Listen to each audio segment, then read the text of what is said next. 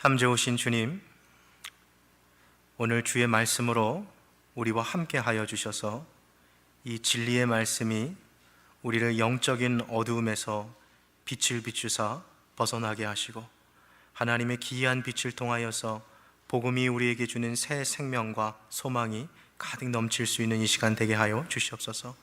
부족한 종을 세우셨으니 주의 종은 말씀 뒤에 가려주시고 오직 주의 살아 역사하시는 말씀이 온 성도들의 마음에 필요한 은혜와 또 진리를 또 전파할 수 있는 귀한 시간이 되어지게 하여 주시옵소서. 이 모든 것 주 예수 그리스도의 이름으로 기도합니다. 아멘. 반갑습니다. 잘 오셨습니다. 우리 전후좌우 계신 분들 보시면서 한번 같이 인사하시겠습니다. 반갑습니다. 잘 오셨습니다. 네. 간밤에 날씨가 많이 추웠습니다. 그래서 좀 보니까 아침에 감기 걸리신 분들도 좀 몇 분 계신 것 같은데요. 우리 좀 한 번 더 같이 인사할 때 집사님 건강하세요 좀 한 번 더 같이 인사했으면 좋겠습니다. 집사님 건강하세요. 네. 네. 저와 함께 죄와 은혜의 집의 시리즈를 시작한 게 오늘 9주째입니다. 이제 이쯤 되면 주일 올 때 오늘 목사님이 무슨 말씀을 하실까라는 생각을 하면 이 본문 말씀이 떠오르고 지금 말씀을 좀 더 주의 깊게 들으셨던 분들은 이미 이 말씀을 다 암송하셨을 겁니다. 9주 동안 저희가 로마서 6장 14절만 저희가 계속 봤는데 이제 계절이 변해서 제가 벌써 이제 9주 차입니다. 제가 이거를 12주, 14주 정도로 생각하다가 제가 이번 이 시리즈를 통해서 전달해야 될 내용들은 어느 정도 다 저희가 정리가 된 것 같습니다. 그래서 오늘과 그리고 또 다음 주, 그래서 저희가 10주가 되는 그 시리즈로 이것을 완성해서요, 다음 주까지 저희가 이 죄와 은혜의 집의 시리즈를 마무리하고 10월 남아있는 주는 저희가 각 편의 이 말씀들을 나누고 11월 달 저희가 이 회개 분기가 새로 시작하게 되는 11월 첫 주를 기회로 새로운 시리즈로 저희가 좀 나가게 하겠습니다. 제가 이렇게 긴 시간 동안을 하나의 본문을 가지고 깊게 봤던 이유는 바로 이 죄라는 이 주제가 우리 신앙생활에 아주 깊게 결부되어 있기 때문입니다. 이 문제를 해결하지 않고서는 신앙이 우리에게 가져다주는 어떤 유익과 열매와 또한 성장과 성숙함이 다 막혀 있습니다. 그래서 이 문제를 해결하는 것이 너무나도 중요했기 때문에 제가 이 긴 시간을 할애해서 이 죄와 은혜의 집의 시리즈를 같이 했고요. 특별히 오늘 이 자리에 앉아 계신 분들 가운데 신앙생활 하시면서 내가 그리스도인은 맞지만 구원받은 하나님의 백성이고 자녀는 맞지만 이 죄의 문제 때문에 신앙이 더 자라지 않고 심지어 구원의 확신까지 흔들리는 분이 계시다면 이 시리즈를 한번 처음부터 같이 이제 보시면서 죄를 어떻게 싸워서 이겨나갈 수 있을지, 은혜가 우리에게 어떻게 주어졌는지 우리의 영적 상태를 한번 점검해 보면서 나아갈 수 있는 그런 귀한 시간이 됐으면 좋겠습니다. 오늘은 저희가 9번째 시간으로서 죄를 이기는 자유를 주는 복음에 대해서 함께 같이 이야기할 텐데요. 설교 내용이 오늘은 좀 제가 설명을 좀 많이 하겠습니다. 그래서 평상시보다 좀 딱딱하게 느껴질 수 있는 그런 설교인데요. 대신 이 말씀을 우리가 보면서 제가 특별히 주보에다 넣어드린 이 노트를 참고하십시오. 그래서 이 노트를 통해서 개념을 잘 정리하십시오. 제가 항상 중요시하는 것 중에 하나가 하나님을 향한 신앙이 자라기 위해서는 제가 두 가지가 자라야 한다고 말씀드렸습니다. 첫 번째는 하나님을 아는 지식이 자라야 하고 하나님을 향한 사랑이 자라야지만 신앙이 더 성장하는 것입니다.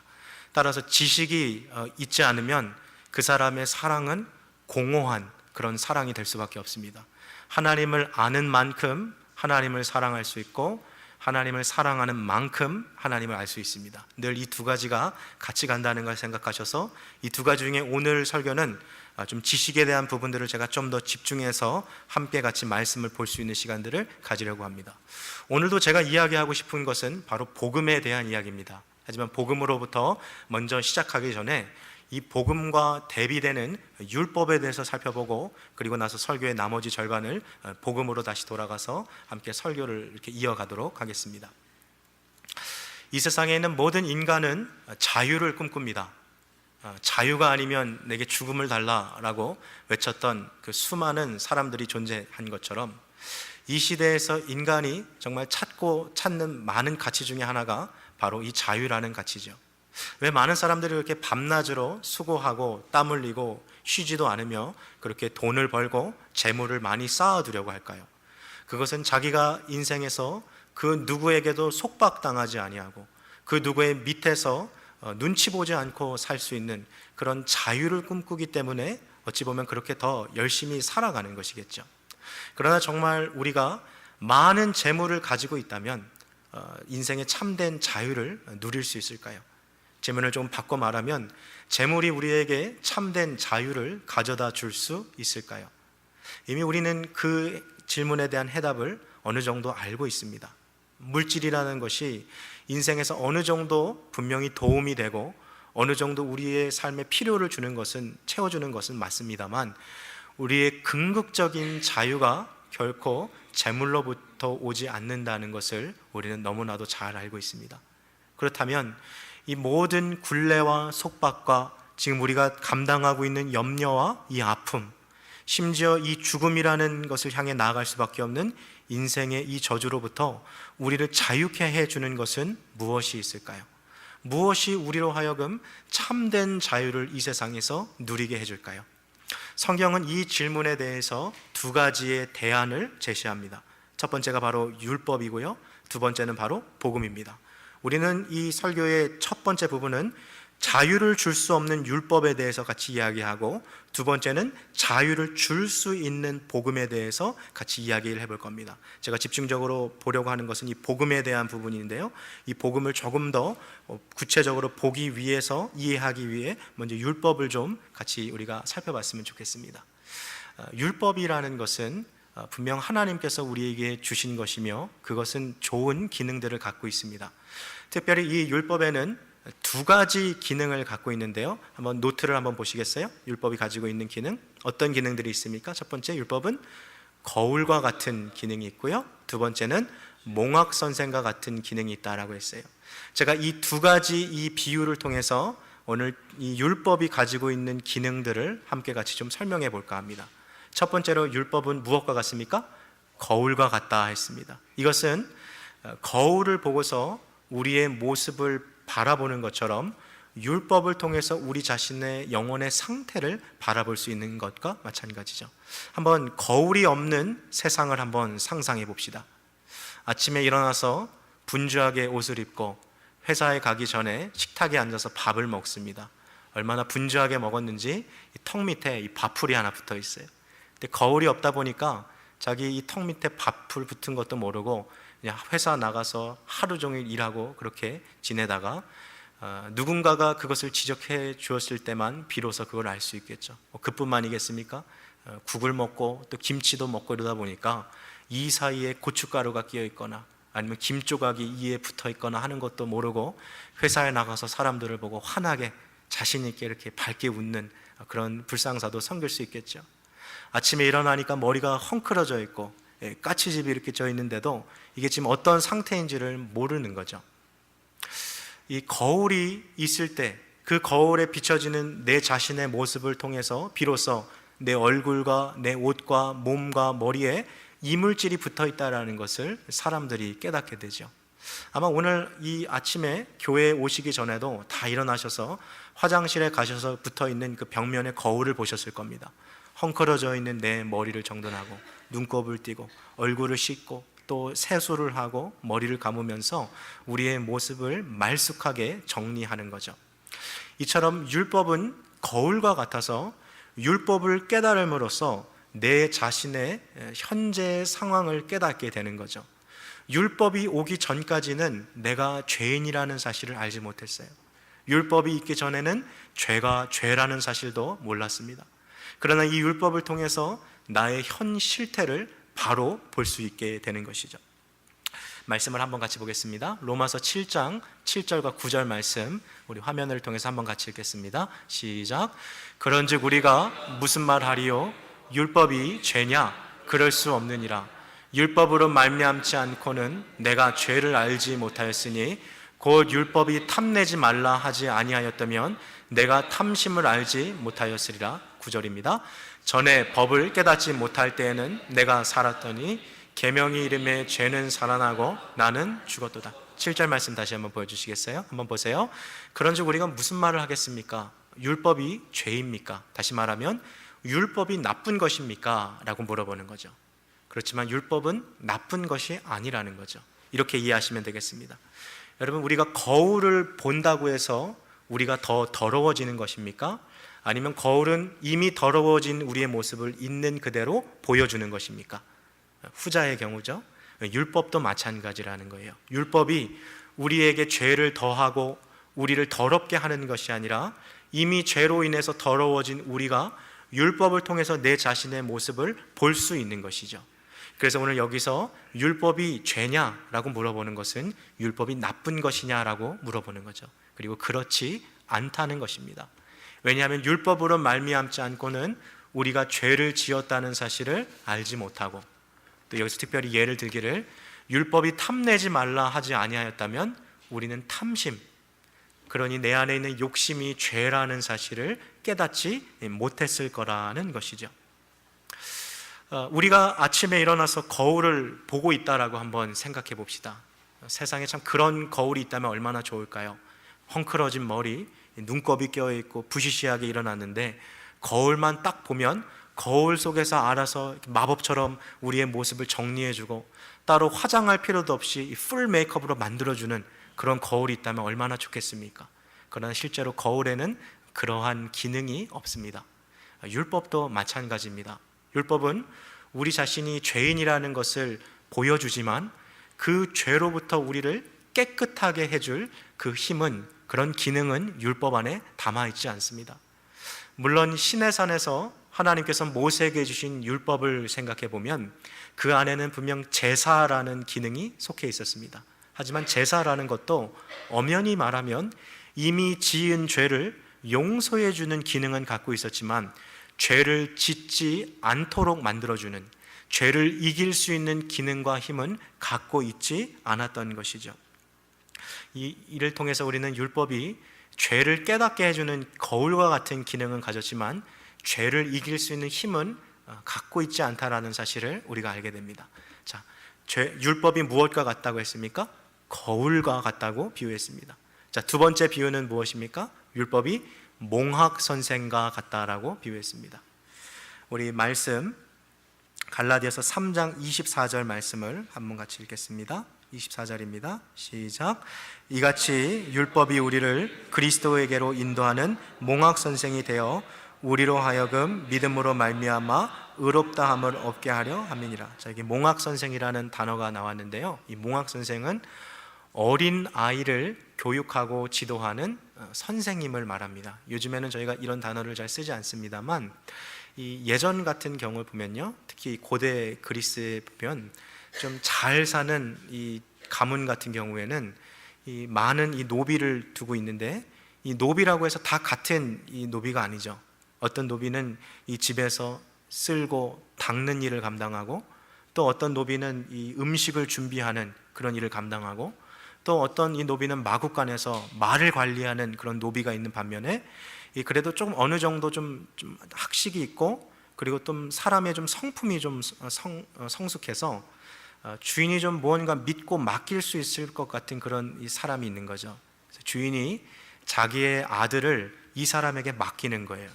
그래서 자기는 지금 너무 바쁘니까 내 대신에 나의 권한을 가지고 내 아들을 양육할 수 있는 그런 권한을 주는 거죠. 그래서 이 노비가 바로 몽학 선생이 되는 거죠. 그러면 이 집에서 태어난 주인의 아들인 이 도련님을 이 노비가 밥 먹는 법부터 옷 입는 법, 그리고 이 사회에서 통용되고 있는 그 사회 구성원으로서의 예절을 가르쳐주고 기본적인 사회의 소양을 가르쳐주는 거죠.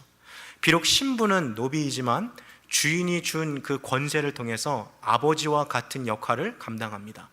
도련님, 오늘 학교에 가서 선생님 말씀을 잘 들으십시오. 어제 친구들이랑 수업 시간에 장난쳤다고 제가 보고를 받았습니다. 도련님, 한 번 더 그렇게 하시면 큰일 납니다 라고 옆에서 이렇게 지도해주고 그가 올바른 길로 갈 수 있도록, 오늘날로 말하면 가정교사 같이 튜러의 역할을 해주는 것이죠. 자, 그런데 이 도련님이 말을 안 들으면 이 비록 신부는 노비이지만 이 주인 어른으로부터 받은 권한이 있기 때문에 이 아들을 훈육할 수 있었어요. 말을 안 들으면 때릴 수 있는 권한도 주어졌던 것이죠. 자, 근데 한번 생각을 해봅시다. 이 집 안에 자랐던 이 집 주인의 아들이 나이가 먹어서 이제 성년이 되고 성인이 되었어요. 그런데도 여전히 옆에서 그 몽학 선생으로 있던 이 노비가, 도련님 옷은 이렇게 입으셔야 됩니다. 밥 먹을 때 젓가락질은 그렇게 하시면 안 됩니다. 일을 결정할 땐 이렇게 하셔야죠 라고 참관하고 이렇게 계속해서 지시를 내린다면 그 노비는 분명 그 집에서 쫓겨나고 말 것입니다. 왜냐하면 이 몽학 선생의 역할이라는 것은 이 어린아이가 성년으로부터 자랄 때까지만 그 권한이 주어지고, 이 도련님이 나중에 자라서 어른이 되면 결국엔 주인의 신분을 획득하여서 이 노비를 이제는 다스리는 자의 역할로 돌아오게 되는 것이죠. 오늘 이 갈라디아서 3장 24절 말씀을 보십시오.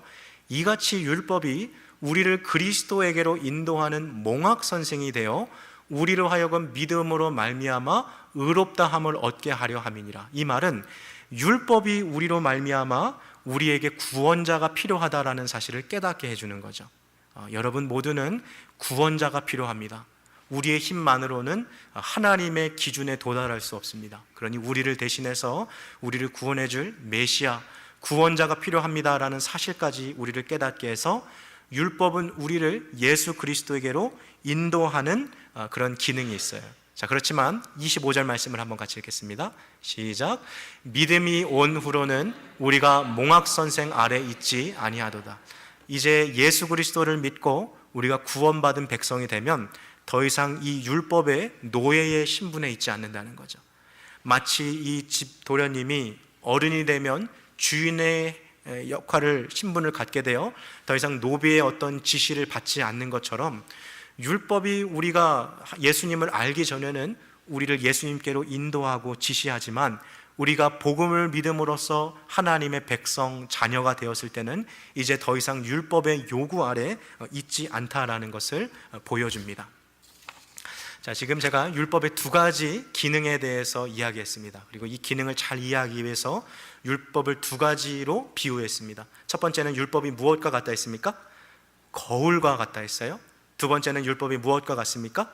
몽학 선생과 같다고 했습니다.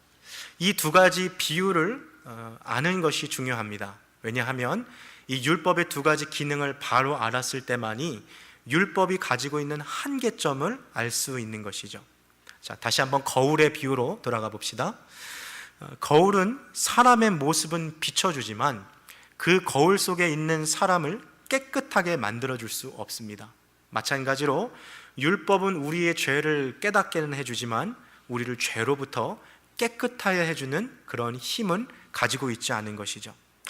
그래서 범죄한 사람에게 율법이 말하는 거죠. 당신은 지난 시간 이러한 일들을 해왔습니다. 당신은 이러한 일들을 저질렀습니다. 이러한 것들은 하나님 보실 때에 다 죄입니다. 따라서 당신은 죄인입니다. 이러한 사실을 알려주는 역할을 하는 것이 율법이라는 것이죠. 그러나 율법은 우리에게 죄를 이겨낼 수 있는 힘은 공급하지 못해요. 그래서 복음을 알지 못하고 율법대로 살아가는 사람은 이상한 것을 경험하게 되는데, 그것은 이것이 죄라는 것을 깨닫고 나서 이제부터는 죄를 끊어내고 죄로부터 멀리 떨어져 살아가려고 하면 할수록 오히려 죄로 돌아가는 내 자신의 모습을 발견하게 되는 것이죠. 예를 들면 술에 취해서 살아가는 사람, 술에 중독돼서 살아가는 알코올 중독자가 이 술이 나에게 득이 되지 않고 해가 되고 이것이 내 가정에 아무런 도움이 되지 못하고 오히려 내 가정을 해친다는 사실을 깨달았고, 그로 인해서 이것을 내가 끊어내야 한다라는 사실은 인지하고 있지만 자기가 끊어내고 싶어도 이 술을 끊어내지 못하는 것과 같은 현상이 벌어지는 거죠. 죄도 마찬가지라는 거예요. 율법을 통해서 죄가 죄라는 것을 깨달았지만 이 죄를 끊어낼 힘을 이 율법이 주지 못한다는 것이죠. 율법은 우리에게 복음의 필요를 깨닫게 해주는 아주 중요한 역할은 감당합니다. 그렇지만 이 죄로부터 우리가 자유케 될 수 있는 힘을 주지 못하는 거죠. 그래서 이 율법은 결국 우리에게 어떠한 고백을 하게 하냐면, 그래, 나 혼자서는 이 무거운 죄를 이겨낼 힘이 없구나. 이 죄에서 나를 건져주시고 구원해 주실 분은 오직 예수 그리스도밖에는 없구나 하는 것을 고백하게 만드는 것이죠. 율법은 우리로 하여금 죄 앞에서 자신의 무력함을 인정하게 하고, 또 우리로 하여금 예수 그리스도에게로 인도하는, 그래서 몽학 선생의 역할을 한다라는 것을 보여주는 거죠. 그렇지만 결코 죄를 알게는 할 뿐 죄를 이길 수 있는 힘은 우리에게 주지 못합니다. 따라서 이 두 가지 방법 중 율법과 복음 중에 먼저 1차적으로 율법은 우리에게 자유를 주지 못한다는 것을 우리는 명백하게 알 수 있습니다. 자, 그렇다면 과연 성경에서 말하고 있는 이 복음이라는 것은 우리에게 참된 자유를 줄 수 있을까요? 성경은 그렇다라고 이야기하고 있습니다. 그러면 어째서 이 복음이 우리에게 자유를 줄 수 있을까요? 그래서 우리가 복음이 무엇인지를 제대로 이해하는 것이 중요합니다. 여러분, 복음이 무엇입니까? 복음. 예수님께서 십자가에 달려 죽으시고, 그분이 죽으신 지 장사 지낸 지 사흘 만에 부활하시고, 제자들과 함께 50일 동안 이 세상에서 살아가시다가 승천하셨고, 이제 정해지신 때가 되면 이 땅에 다시 오셔서 만왕의 왕, 만주의 주로 온 우주 만물을 다스리실 것이라는 그러한 역사적 사실을 믿는 것을 토대로, 바로 이 예수가 십자가에 달려 죽은 이유가 바로 나의 죄를 위한 것이며, 그로 인해서 이 예수가 나의 영혼의 유일한 구원자요 내 삶의 모든 것의 주인 되신다라는 그 고백을 통해서, 이 고백 위에 예수님이 나의 지난 과거와 현재와 미래의 모든 죄를 용서해 주셨고, 그로 인해서 나는 이제 죄와 사망과 저주로부터 해방되었으며, 그로 인해 나는 죽어서도 하나님의 나라에 들어갈 수 있다라는 이 소식이 바로 복음인 것이죠. 여러분, 이 복음이 우리에게 주는 놀라운 자유가 있습니다. 성경은 이 자유를 가리켜서 두 가지 자유가 있다라고 하는데요, 오늘 저는 이 자유를 이렇게 한번 불러보고 싶습니다. 저를 한번 따라해 보시겠습니까? 이중적인 자유. 복음이 우리에게 주는 자유는 두 가지의 자유가 있습니다. 여러분, 우리가 말씀을 두루뭉실하게 알고 마치 머리가 안개 속에 쌓여 있는 것처럼 알면 이 말씀이 잘 다가오지 않아요. 그래서 복음이 우리에게 주는 자유가 무엇인지를 명쾌하게 깨달을 때 우리의 찬양이 달라지게 되고 우리의 예배가 달라지게 됩니다. 그래서 복음이 우리에게 주는 자유가 무엇인지 조금 더 깊게 한번 살펴봅시다. 먼저 노트를 보시면 제가 복음이 우리에게 주는 이중적인 자유를 적어놨습니다. 첫 번째 자유는 신분과 상태로부터의 자유입니다. 두 번째는 내적 역사의 자유입니다. 여러분, 이런 내용들은 우리가 자주 다루지 않습니다. 그러니까 이런 내용들 다룰 때 한번 좀 잘 정리해 두시길 바랍니다.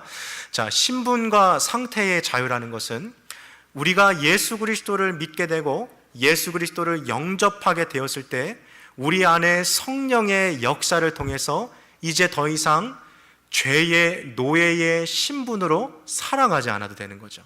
이것이 바로 신분으로부터의 자유예요. 그리고 죄로부터 정죄받고 있던 그런 상태에서 이제는 하나님의 은혜의 지배 아래 들어감으로써 더 이상 죄의 정죄를 받지 않는 상태의 자유를 누리게 됩니다. 이러한 내용을 담고 있는 것이 바로 로마서 8장 1절 2절 말씀입니다. 우리 한번 같이 읽겠습니다. 시작. 그러므로 이제 그리스도 예수 안에 있는 자에게는 결코 정죄함이 없나니 이는 그리스도 예수 안에 있는 생명의 성령의 법이 죄와 사망의 법으로서 너를 해방하였습니다. 자, 1절 한번 보여주시겠어요? 그러므로 이제 그리스도 예수 안에 있는 자, 누굽니까? 예수님을 믿고 예수님을 나의 영혼의 유일한 구원자요 내 삶의 모든 것 되시는 주님입니다 라는 그런 고백이 있는 자들에게는 결코 정죄함이 없다는 거죠. 그것은 바로 내 신분이 더 이상 죄의 노예로 살아가지 아니하고 죄가 나를 정죄하는 그 상태에 있지 않아도 되는 이런 신분과 상태의 자유가 복음을 통해서 내 안에 주어졌다는 것입니다. 자, 두 번째 복음이 주는 자유는 무엇입니까? 내적 역사의 자유입니다. 자, 지금 처음에 얘기했던 이 신분과 상태의 자유가 외적인 자유를 말하는 것이라면 이 내적인 역사의 자유는 말 그대로 우리 영혼과 마음의 자유입니다. 쉽게 이야기하면 앞서 이야기한 것처럼 죄를 끊고 싶어도 끊을 수 없었던 내 영혼의 상태, 더 이상 죄에 지고 싶지 않아도 이길 수 없었던 그런 영혼의 상태에서 이제 해방이 되어서 얼마든지 죄를 이길 수 있는 그런 놀라운 변화가 우리 안에 이루어진다는 거죠. 그래서 이전에 예수님 믿기 전에는 무언가 중독되어서 살아왔어요.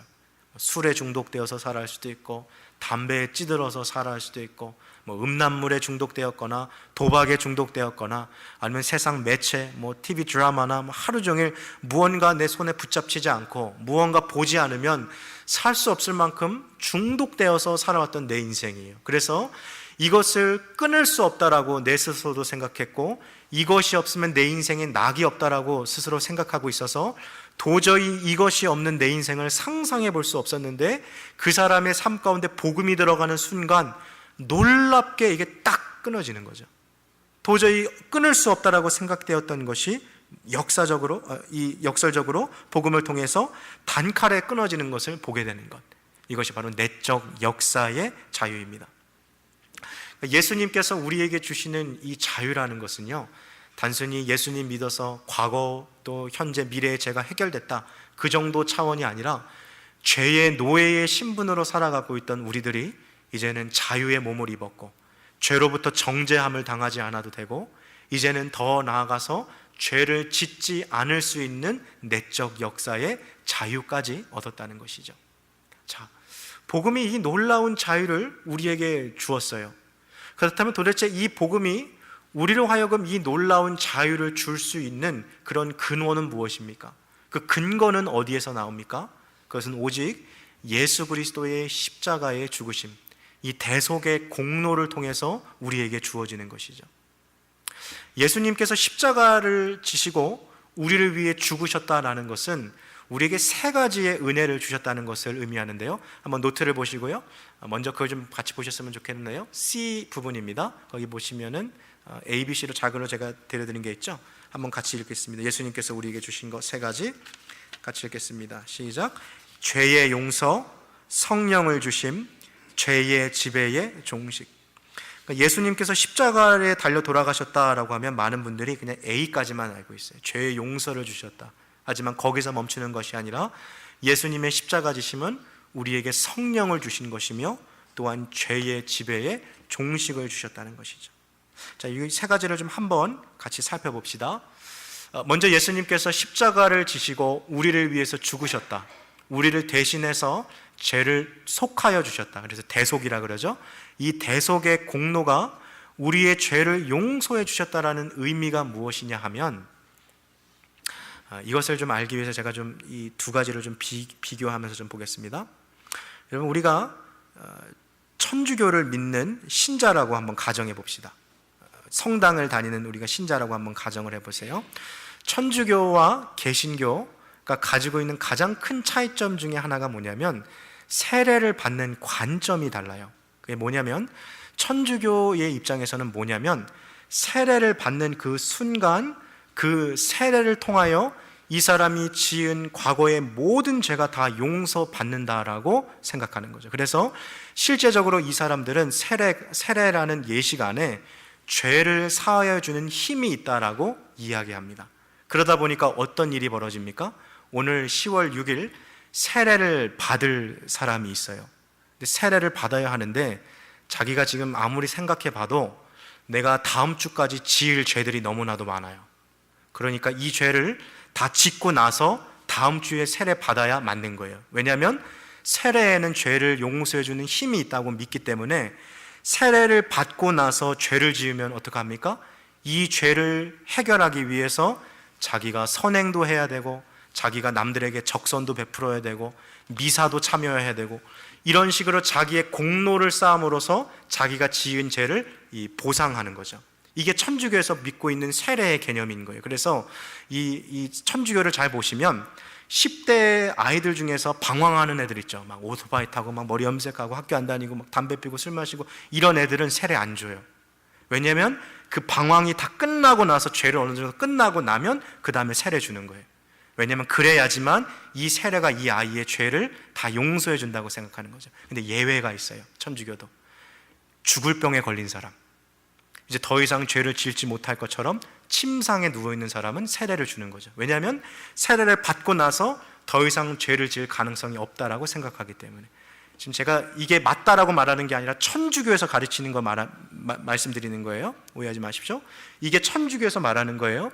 그런데 우리 개신교는 세례에 대한 이해가 이것과 전혀 다릅니다. 이 질문 하나로 갈라지는 거예요. 세례 예식에 죄를 사하여 주시는 능력이 있습니까? 좀 헷갈리세요? 세례 자체가, 이렇게 한번 바꿔보죠, 질문을. 세례를 받음으로써 우리의 죄가 사함을 받습니까? 절대 그렇지 않다는 거죠. 세례는 뭐예요? 이미 예수 그리스도를 통해서 내가 죄 사함을 받았다라는 것을 고백하고 많은 사람들 앞에서 나는 이제 내 옛사람은 물에 들어가면서 죽고 물에 나음으로써 내가 새 사람이 되었다라는 것을 고백하는 거죠.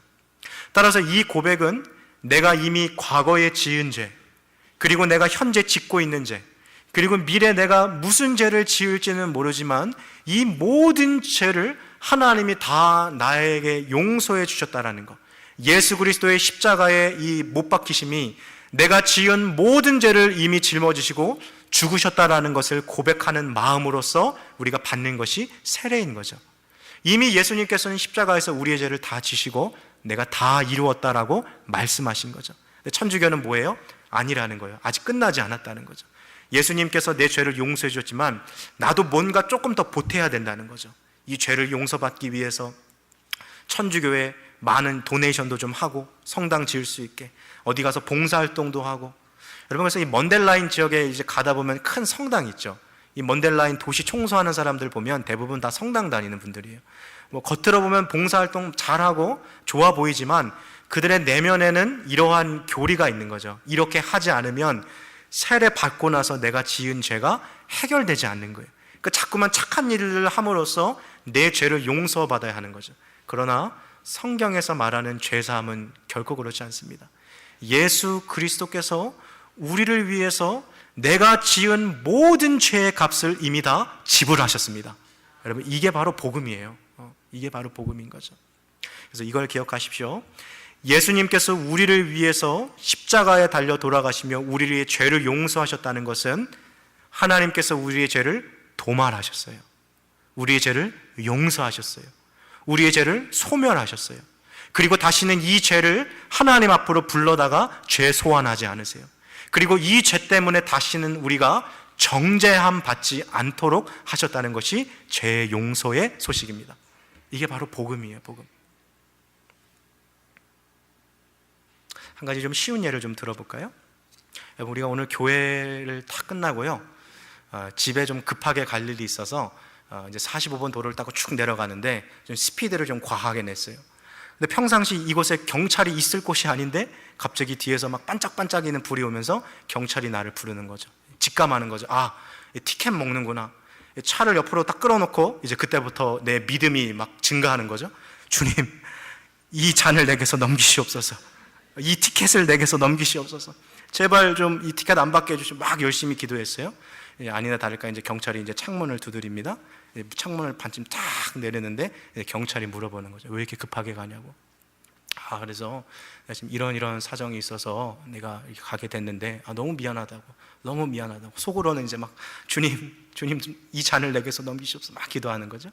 근데 이 경찰이 정말 이런 사람이 없을 텐데 갑자기 경찰이 그러는 거예요. 오늘 이렇게 한 거를 내가 한번 눈 감아줄 테니까 그냥 가라고. 그럼 막 속에서 찬양이 나오지 않겠어요? 날 사랑하심, 날 사랑하심 하면서 부르겠죠? 여러분, 근데 이 장면을 한번 기억해 보십시오. 경찰이 아무런 레코드도 남기지 않았어요.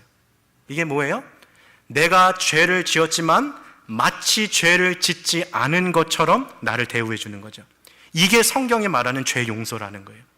그러니까 하나님께서 우리가 죄를 지은 것을 딱 보시고 그래, 너 이런 죄를 졌구나, 이런 죄를 졌어 하고 딱 만들어 놓고 이 문서를 가슴에 품어 놓으셨다가 우리가 천국에 딱 가니까 주님께서 이거 딱 다시 불러일으키고, 야, 너 이렇게 해서, 이게 아니라 호세아서를 보니까 우리에게 주신 죄 용서가 뭐냐면 하나님께서 우리의 죄를 깊은 바다에 던지셨다 그랬어요. 오늘 미시간 호수에 가셔서요, 눈에 보이는 자갈을 아무거나 하나 들고 한번 바다에 던져보십시오. 그리고 이제 그 바다에 들어가셔서 내가 방금 던졌던 그 돌을 한번 찾아와 보십시오. 찾을 수 있겠습니까? 없어요. 하나님이 우리의 죄를 그렇게 달아주신다는 거예요. 내가 너의 죄를 깊은 바다에 던졌다. 내가 너의 죄를 도말하였고 용서하였고 소멸하였고 다시는 그 죄를 내 앞에 불러다가 죄 소환하지 않고 그 죄로 인해서 너를 정죄하지 않겠노라. 이것이 바로 복음이 우리에게 주는 완벽한 죄 사함의 은혜인 것이지요. 이 은혜를 깨닫게 되니까 찬양이 달라지는 거죠. 하늘을 두루마리 삼고 바다를 먹물 삼아도 하나님의 그 사랑 다 기록할 수 없도다. 야, 하나님, 어떻게 내가 이렇게, 나는 막무가내로 살아온 죄인인데 이 내 죄를 어떻게 다 용서해 주셨어요. 이 은혜를 깨달으니까 찬양이 달라지고요, 기도가 달라지고요, 예배하는 자세가 달라질 수밖에 없는 거죠. 이 죄 용서가 우리에게 주어졌기 때문에 복음이 우리를 죄로부터 자유케 하는 힘이 주어졌다는 것입니다. 자, 두 번째는요, 예수 그리스도의 십자가의 죽으심을 통해서 우리에게 주어진 두 번째 은혜는 바로 성령을 우리에게 주셨다라는 거죠. 한국은 8월 15일 이 광복절이 되면 대통령이 자기가 가진 특권을 가지고서 죄인들을 사면해 주는 그러한 것이 법으로 지정되어 있어요. 그래서 광복절 특사라 그러죠. 그래서 대통령이 가지고 있는 이 명단에다가 이 특사를 받을 사람들의 이 명단을 기록하고 이 대통령이 이제 서명을 사인을 하는 거예요. 그러면 그 사람이 어떠한 죄를 지었던 간에 그 사람은 특별 사면을 통해서 죄를 용서받는 거죠. 근데 한번 이런 장면을 생각해 보십시오. 대통령이 이 서류에다가 명단을 적어놓고 서명까지 마쳤어요. 근데 이것이 되었다고 해서 바로 그 사람이 감옥에서 나오는 게 아니죠. 이 서면한 것이 대통령의 이 특사가, 이 서류가 교도소까지 통보되어서 간수가 그 지시사항을 전달받고 그 죄수가 갇혀있는 감옥에서 그를 꺼내주고 그가 입고 있는 죄수의 복을 벗기고 평상복으로 다시 갈아입혀주고 그가 교도소 문을 박차고 나오는 그 순간 그가 자유를 누리는 거죠. 앞에서 예수님께서 십자가에 달려 돌아가심으로 우리에게 죄 용서를 주셨다는 선언은 대통령이 이 특사에 서명한 것과 같은 거예요. 이제 그 사면의 그 상황을 우리의 삶에 적용하시는 분이 누구십니까? 성령님이신 거죠.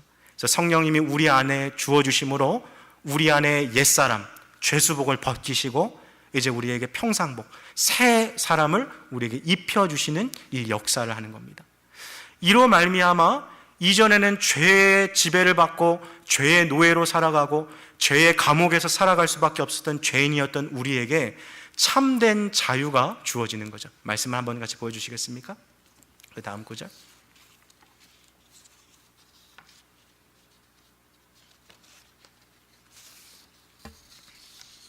고린도후서 3장 17절 한번 보여주시겠어요? 성령께서 우리 안에 들어오셨을 때 일어나는 일들을 잘 한번 기억해 보시기 바랍니다. 한번 같이 읽겠습니다. 시작. 주는 영이시니 주의 영이 계신 곳에는 자유함이 있느니라. 여기서 말하는 이 자유함이 무엇입니까? 바로 죄로부터의 자유인 거예요. 더 이상 죄의 노예로 살아가지 않아도 돼요. 신분이 해결됐어요. 죄의 정죄를 받지 않아도 돼요. 상태로부터의 자유예요. 더 이상 죄를 짓지 않을 수 있는 자유, 내적인 역사의 자유가 우리한테 주어졌던 것이죠. 이것이 바로 성령께서 우리 안에서 하시는 일입니다. 자, 마지막 세 번째로요, 죄의 지배의 종식을 예수님께서 우리에게 주셨어요.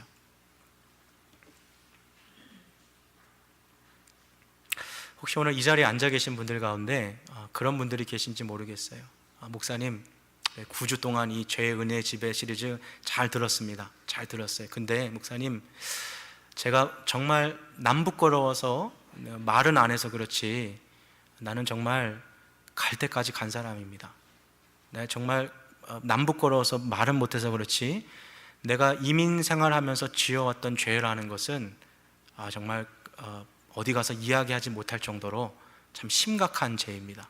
그러니 지금 목사님께서 죄를 용서받는다라고 말씀은 하시지만 나는 거기에 해당되지 않습니다. 왜냐하면 나는 이미 너무 멀리까지 간 사람이고 내가 지은 죄라는 것은 지금 여기 앉아 계신 분들하고 비교해 봤을 때 너무나도 더러운 죄입니다.